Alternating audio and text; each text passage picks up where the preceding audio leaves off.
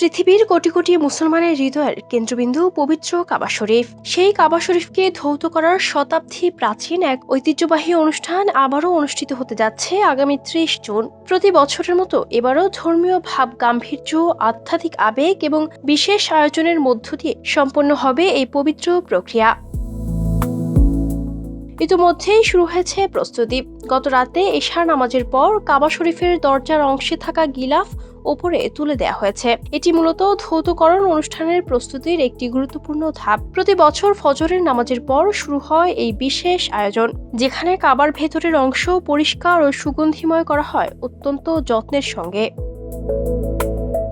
এটি শুধু একটি পরিচ্ছন্নতা কার্যক্রম নয়, বরং মুসলিম বিশ্বের কাছে গভীর সম্মান ও আধ্যাত্মিক গুরুত্ব বহনকারী একটি রাষ্ট্রীয় অনুষ্ঠান। সৌদি আরবের বাদশাহ অথবা তার মনোনীত বিশেষ প্রতিনিধি এই অনুষ্ঠানের নেতৃত্ব দেন।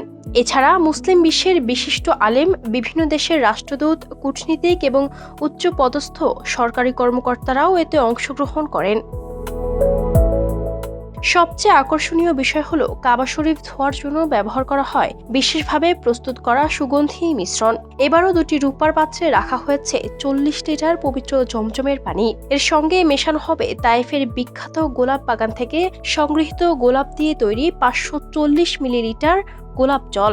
পাশাপাশি যোগ করা হবে 24 মিলিলিটার প্রিমিয়াম গোলাপ তেল, 24 মিলিলিটার খাঁটি উট তেল এবং 3 মিলিলিটার কস্তুরী। এই অন্যান্য মিশ্রণে ধোয়া হয় কাবার ভেতরের দেয়াল ও মেঝে, যা পুরো পরিবেশকে এক অপূর্ব সুগন্ধে ভরিয়ে তোলে।